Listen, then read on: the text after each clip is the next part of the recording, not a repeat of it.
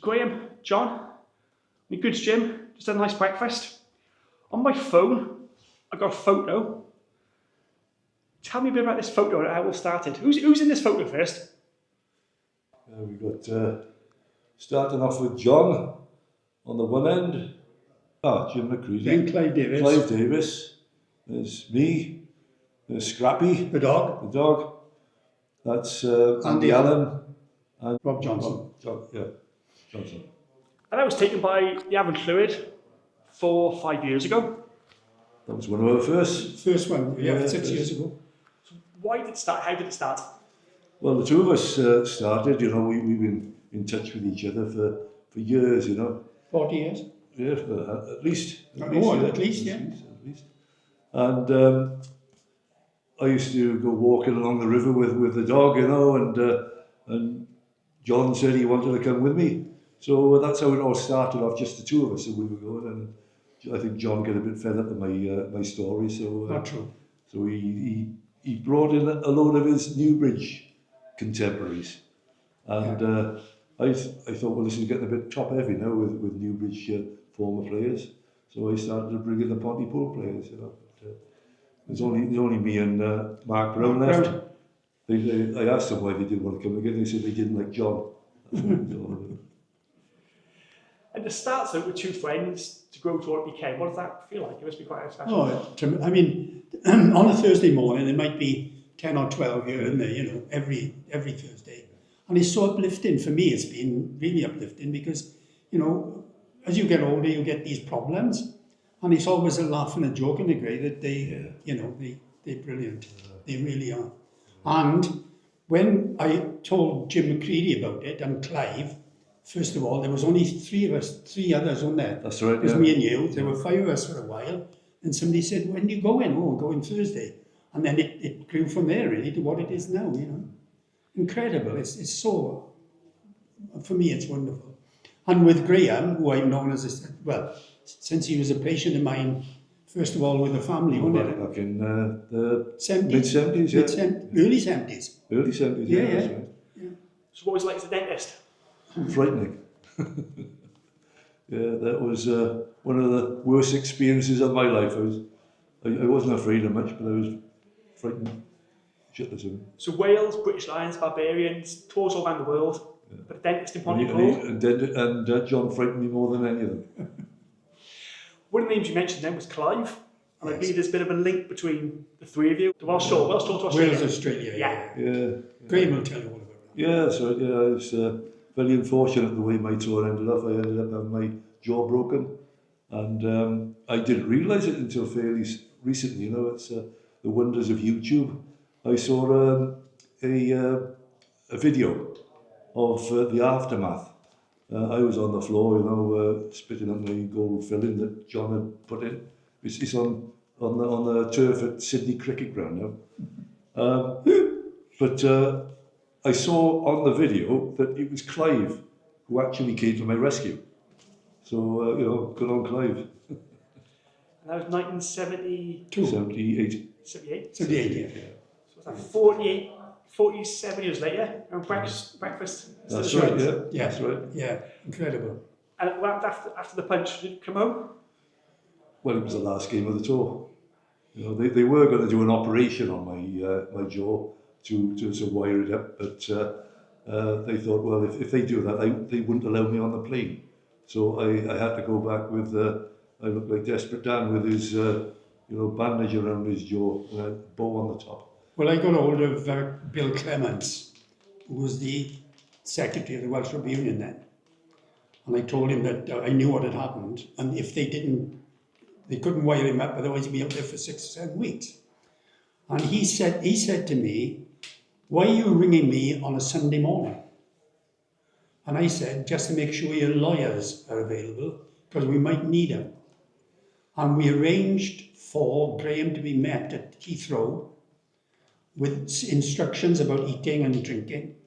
I'd spoken to John Gibson, who was a lovely man, Graham. He was, yeah. Lovely man, an oral surgeon and a top one. He was met, well, you tell him, because I wasn't there. Yeah, well, I was met. It was Terry Vaux, who was the club chairman at the time, he came up with his Rolls Royce and gave me a lift to, well, and my family as well, to the St Lawrence's Hospital Chepstow. It's no longer in existence, but it was where the oral surgery was carried out. And I had the operation that day to wire my jaw up. Straight off the plane. Yeah. All thanks to John.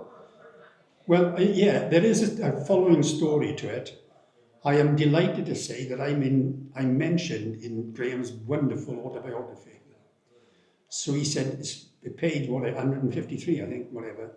So I read it, and it said, thanks to my oral surgeon, John Gibson, and my dental surgeon, John Evans, I was treated regally.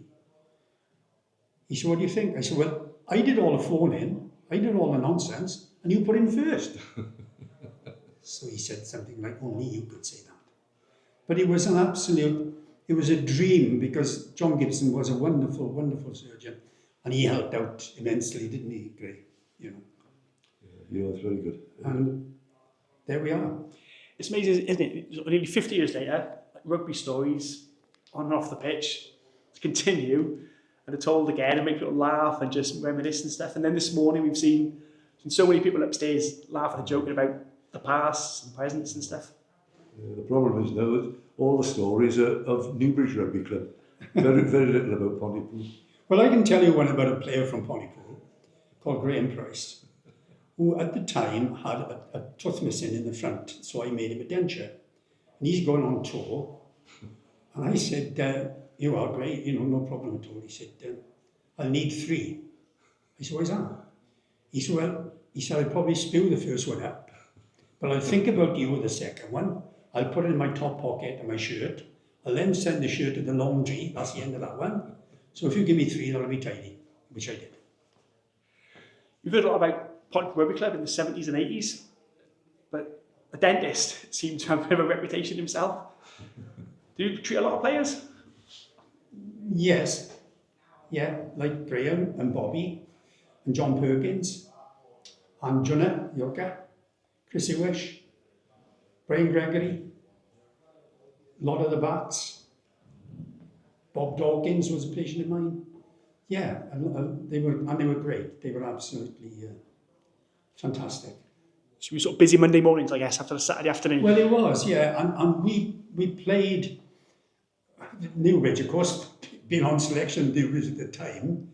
I was having a bit of a tatering from these lovely Pontypool people. No, they weren't. They were just a joke and a jest rather, and it was really good, really good. I loved every minute of it. And Ray Prosser was a patient of mine, and I can tell you a story about Ray.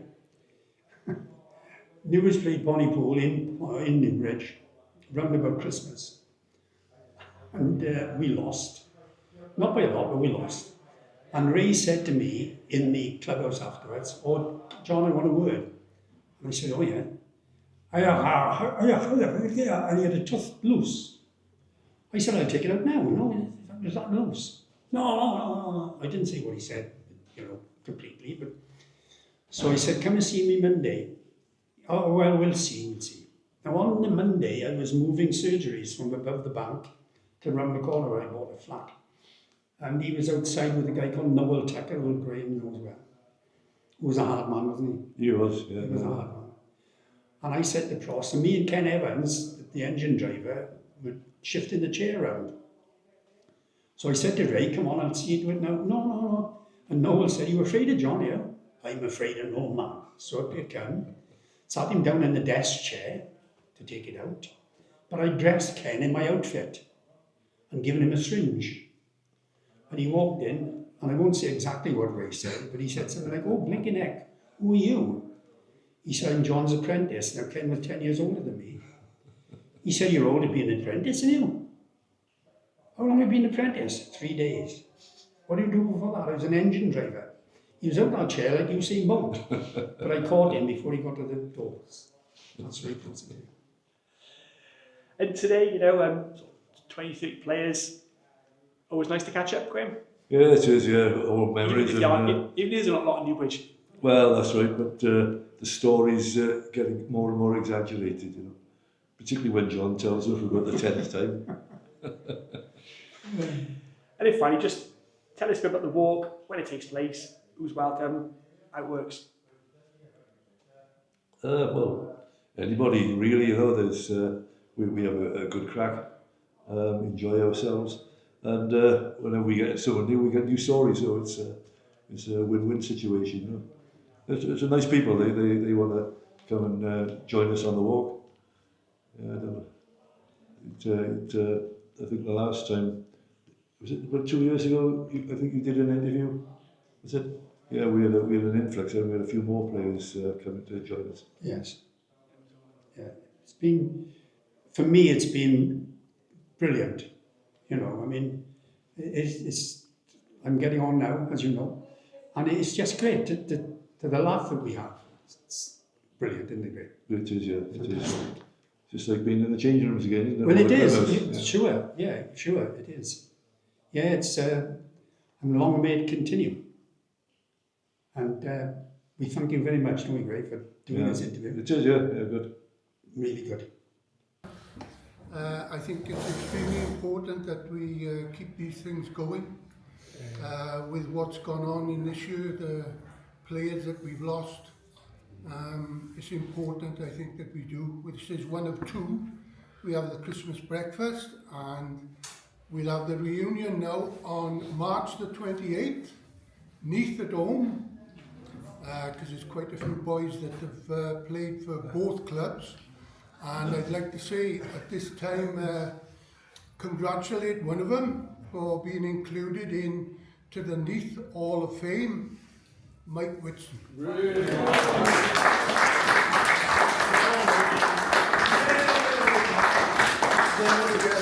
To the kidney.